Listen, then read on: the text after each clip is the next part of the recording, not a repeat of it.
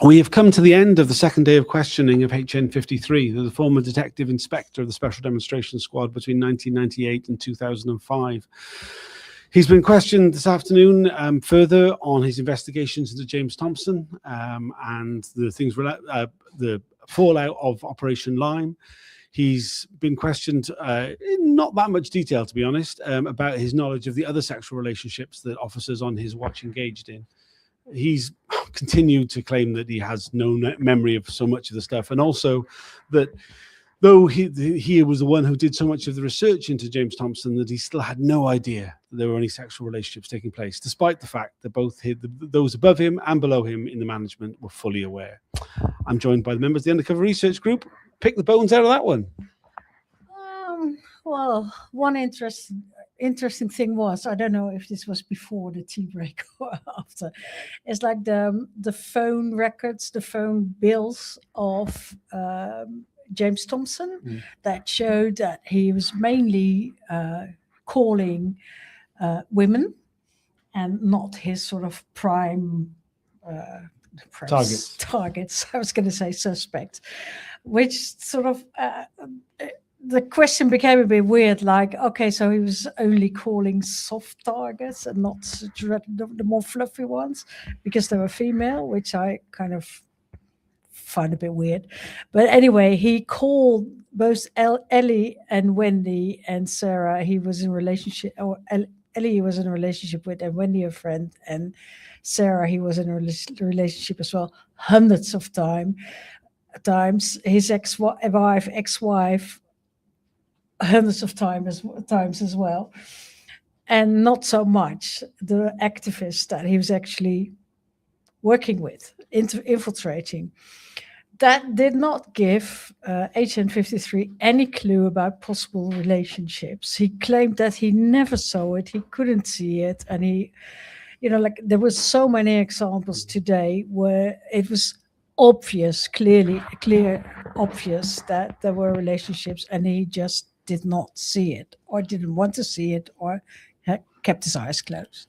I think one of the most obvious ones of that was the Noel Collins Black meeting with Thompson, where he talks about how Thompson had jeopardized the security, broke the golden rule by engaging in relationships close to family members.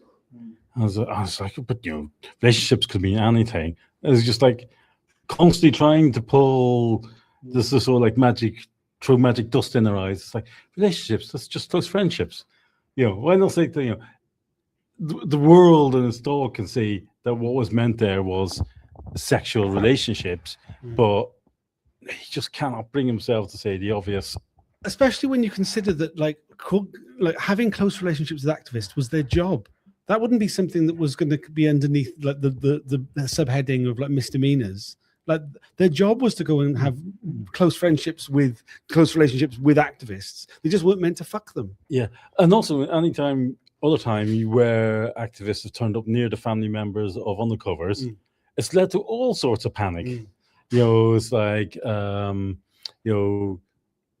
Jenna with Karen Jenner is like probably the worst example of where they're actually went out to try and sabotage somebody's life in order to do it. And so if that was the same situation, it would have been responded to considerably different. It really wasn't. Well, they did try to sabotage Ellie buying a house close to his ex-wife, Wendy, buying a house close to his ex-wife. So that is quite invasive, but they didn't manage to anyway. The overwhelming thing that I'm left with is the sense of why on earth is HN53 trying to pretend that he had no knowledge of sexual relationships, given that there's so much of a paper trail that shows that he would at least have a copper's hunch. I mean, this is the thing which I find so unbelievable about these police officers, is that they never broadcast their suspicions, which if anybody who's had any dealing with the police know is the bedrock of everything about them, really. So why is he denying it so much? Is it because his knowledge went far deeper than he's willing to let on, and he's just gone for the approach of just denying any knowledge ever at all? Because if he was to start going, oh, at this point I realized, or at that point somebody told me, then it might unravel the fact that he was always aware from the very beginning and was perhaps even supportive and encouraging of it, because so much suggests that there was a culture within the unit that was actually the case. I mean, going back to a point that Alison made quite some time ago, is like, they're all lying, but who are they lying for? Right. And I think, they spun their wives a tale, and he was an undercover himself. So God knows what he got up to. So the question is, it's like, are they trying to justify their reputation in the here and now by defending the indefensible? And you really get a sense of that, because so many of them are following the same kind of delusionary pattern. It's like, you can't all have had the same. Like, you can't all be such bad undercovers. And like, he clearly knows how to research. He clearly knows how to put the work in. So you get to the point where as you say, it's willful. Absolutely. I'm totally convinced it's entirely willful. One of the other topics that we looked into was Carlo Ceracchi and his briefing of John Beggs over Lois Austin's civil claim against the Met for unlawful detention at the 2001 May Day demonstration. And just again, as a sign, because it didn't look good, he couldn't remember anything about it, despite the fact that it was mentioned repeatedly in reports, some of which he'd authored, others of which he'd signed off on, certainly ones that he'd been copied in on, and it repeatedly came up that that this was a sign of the usefulness of the deployment by Carlo Ceracchi, that he was able to brief an MPS, Council for the Defence, in a civil claim. It was put to him that this was not correct use of SDS resources. He was like, oh, not at all. No, this was our ability to help. It wasn't our primary reason for existence, but it was a sign that we were able to help other police departments. This was a good thing, but I don't remember anything about it. Yeah, we should look up what it's mentioned in the annual report as one of the good things they did to give for the money. We haven't seen any of the annual reports after 1997, True. so Yeah, I mean, suggesting they don't exist anymore by that point. But certainly in the authorizations, the annual authorizations for the officers, it turns up in Ceracchi's authorizations as a sign of how useful his deployment has been. Yeah, but if they were genuine about that as a reason, then they would have no problem with disclosing it. But the Oxford Circus one is just another one in the pattern, supposedly helping the other parts of Metropolitan Police. Oh, defend yourself against people saying you're out of order. It's not an honest action, and like, if that was any other form of litigation, there'd be a huge slap on the wrist. The Met think they can get away with it. I mean, talking of slaps on the wrist, we were taken through what ended up being the non-disciplining of James Thompson, despite the fact that he was guilty of some very serious criminality in getting a passport in the name of a dead child, in terms of the firearm offences. Yet all that happened to him is he lost his vetting, which didn't really result in much, because he carried on to be a close protection officer for the likes of Tony Blair within a few years. Should we add to that one? I don't think they picked up on it. Gun smuggling. Yes. He brought a gun to France undeclared, so he could have it using the plot. It's like, that's... I'm sorry, if I got arrested for doing that, I would know I would be looking at a long time in jail. Yeah, I mean, that point was made. The firearms offences, the stolen identity. There was so many things in there. I mean, this was his excuse for why he didn't look any further in. Even though one of the documents that HN53 authored said that the questions that are going to be asked is, what is the nature of the relationship with Ellie, Wendy, and Sarah? Yet he said, but he didn't think that necessarily meant it was sexual. In fact, it was almost like it didn't occur to him that it could possibly be the case. If you look at Thompson's, list of potential crimes, it'd be enough to have an undercover put into his life. Yes. Yeah. It's like, I'm sorry, the justification that they have for targeting us is far less than what he's actually doing. So, hello? Who's protecting what law here? The fact that he sort of made up a plan in his head that gun was going to be bought for activists to kill someone. It's like, it's so beyond your wildest fantasy that an undercover can make this up and make his managers believe that, make them come, on the test run as his cover officers. It's a Roger Pierce novel. It is, and also. So when at long last his cover officers found out what his plan was, they disrupted the operation by sort of creating a car theft, a theft from his car and taking the gun. We were wondering, well, where did that gun go? His cover officers probably took it back to the UK. Was it given back to him? You never know. If he wasn't disciplined, where did that gun go? I don't know if I don't think the documents around that have been released, so I don't think we should discuss them. But I mean, I have seen documents that explain what happens to the gun and what was done with it, and so on. So I don't get the impression it was given back to him at all. Okay. Certainly, the way in which the supposed plan to commit murder was responded to by the SDS. It was I mean, batshit would be the term I would use. I mean, quite the idea that they just accepted that people with no real history of violence were going to jump straight to murder just seems like so. I mean, so fantastical. It's like, well, surely they should have smelt there was something wrong. I mean, and it was put to HN53. Surely you should have realized that there was something very odd about this in the first place. Were you just so excited in order that you might be able to get the conviction, or that you might be able to disrupt this from happening, that you didn't look deep enough into the evidence that existed beyond the hearsay of James Thompson himself? And he said, oh, no, we were too interested in having a successful disruption. I was like, well, that's what you were just asked. Why are you disagreeing and then saying the same thing? Which is something which comes up so often when with HN53 today, is that it's like willfully misunderstanding the question. And I think this is something which is a tactic that's been used by so many of the undercover officers when they're giving evidence, is willful misunderstanding of the questioning, as well as pretending they don't understand, that they don't remember. Asking for clarification on questions that are fairly straightforward. I mean, this was a real hallmark of his evidence today. Another thing still is, if you're looking for reasons why they claim not to have known about the relationships, while they were, the only training they got was from undercovers and managers before them, who also were in relationships with people they spied on, is the idea that they all knew about it, and it was not just a perk of the job, but like some people on Twitter have suggested, it was a grooming gang. Yes. They had the opportunity, and there's a willful decision now not to talk about it because there's more, because they just did it because they could, and there's only this one paragraph about the fleeting relationships in the tradecraft manual that was a manual or was not a manual, but they all knew about it. They were trained or introduced or groomed by the undercovers that went before them, and they did exactly the same. Everybody knew. Nobody talked about it. It was like, don't ask, don't tell. As Jessica, for instance, said on Twitter, it was a grooming gang and nothing else, and it was like, nobody checked them and nobody held them to account.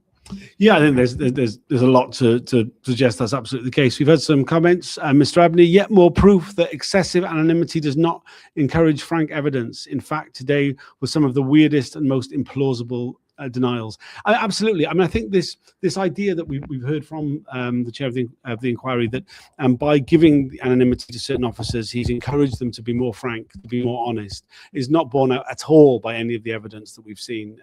We're not getting a more frank set of evidence from anybody who's been given. In fact, quite the opposite, because they're less embarrassed and give ridiculous answers because we don't know who they are. I agree, because one of the things that struck me today is I really did want to see his body language, his reactions in some of the questions. We had it with Dell, and it was quite clear, and you could really evaluate the evidence. Here it was being modulated. He's like, I really need to see it, because he was talking. He was throwing a lot of smoke himself. Yes. The one that stood out for me was the Carlos Araki, Don McLean rent book, which a lot, nobody is admitting Mm. to anything on that, which is probably telling in itself. Mm. You know, the last one we had was 58 saying, "Oh, you know, it was to stop embarrassing the auditors." Mm. And 53 went, "You what?" Basically, Yeah. So, you know, I think if we had auditors, they wouldn't have even seen this stuff because they would have had his cover name on it. That stuff was kept away. So everybody, but they're saying you've now got evidence saying that was created in the back office. It's like, I mean, well, no, we wouldn't. I really like what Mike Dell said on it, which was that, you know, possibly it was a fraudulent scheme cooked up by the person who was in charge of finance, which would have been HN53, and the undercover officer himself, Carlos Sarachi, And then this cover officer, Stephen Yeah. Beals. yeah, in order to split the money. Oh, yeah. I knew it because one of the standout things on that book, rent book, is how high the rent is. It's £685 a month for his one room. back in 2000. And yeah, that, we know it's, you know, an expensive place now. It wasn't even an expensive place then. Donna McLean has said that the rent was actually 320, which she was paying. He wasn't paying towards at all. So I mean, the suggestion is that he was keeping all the money or spending some of it on gifts for her and so forth. There are more comments. But I think, you know, you get into the point, it's like nobody's admitting it, and therefore it's like, when we see with relationships, when nobody's admitting it, they all knew about it and they all knew it was dodgy. And this is some of the stuff that they really don't want to admit to. But the paperwork is so devastating. Yeah. We've got some more comments. One from Jessica. So obviously the inquiry will be asking HN123's partner to give evidence. I'm very interested to hear about the homosexual relationships they had too. Sounds like even more children we don't know about. Yeah, this is in relation to the letter that from the partner of HN123, who was the officer who brought legal action alongside Peter Francis against the Met. That letter to Assistant Commissioner of Special Operations, David Vaness, lays out her experiences of attending the SDS Christmas parties and the fact that officers were openly talking about the sexual relationships that they were having undercover and other officers having undercover, the birth of children, which was in full earshot of members of the public. It was presented to HN53 today. He said he didn't recognize that scene at all. That was not something that he also said that he never went to any of the Christmas parties. They'd stopped by the time that he was in the unit. He doesn't know why. I mean, I think we can guess why if they stopped, or certainly they stopped being talked about. No, these are the most empty parties that ever existed. Nobody admits to actually going to them. Yeah, very dodgy. And another comment from Frank Bennett. This guy couldn't lie straight in bed. Listening to him, I'm not surprised he wants to hide his face and disguise his voice. Yeah, I mean, literally, you know, the way in which he's been able to like hide who he is has given him the opportunity to talk absolute nonsense and, you know, bullshit everyone. Although you get the impression from the way Mitting has been putting questions to him that, you know, he's not buying it. No, I mean, again, we had quite a number of interventions from John Mitting again today. I mean, I really wish that when at the start of this process, he'd been just as willing to intervene, because we've got a real glimpse of what he's interested in and what he believes, what he doesn't. I guess, I mean, I get the impression, because we're getting towards the end of the process, I'm sure the majority of the report is written. He's already made his mind up on a lot of topics. And when he's hearing something which he knows to be nonsense, given he's already considered what he thinks, he gets irritated by it. I mean, particularly, it was very clear that he was very annoyed when we came back after lunch and he was asked to bring up the authorization for the application for the phone records of Rosa, the characterization of Rosa as a threat.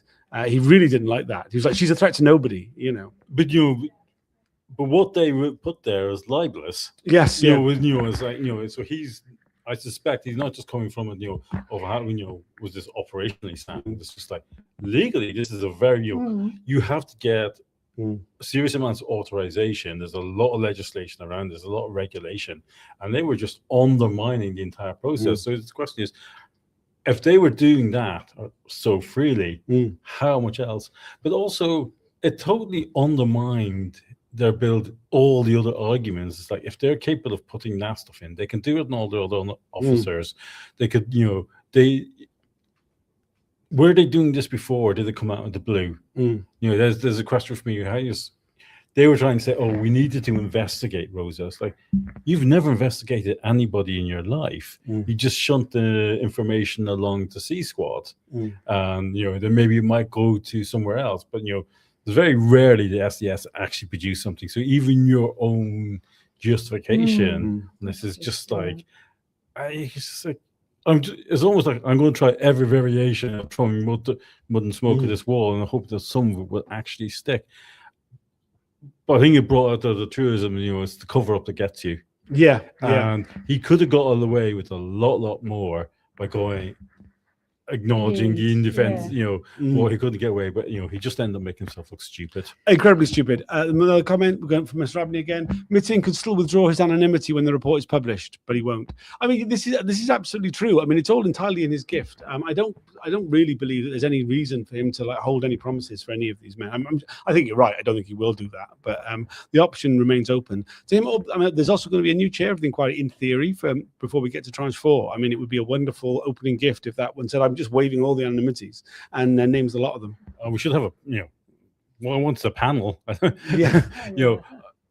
It's great that Mitting's intervening, but some of his interventions have shown why he really needs a panel, particularly around sexism. Yes, yeah, absolutely. There is another full day of HN53. He'll be back on Monday. It'll be interesting to see if he reflects at all on the approach that he's taken today, and maybe comes with a different approach on Monday. We can only hope. Is there anything else you'd like to add about what we've heard from him today? No. Great. Well, thanks for joining us. Thanks especially to everybody who likes and shares these videos. It makes a huge difference to how visible any of this stuff is. There is no mainstream media coverage of any of this stuff. Please buy me a coffee if you'd like to support this work. The link is in my bio. But yeah, great to see you. We'll all be back again on Monday. The broadcast will start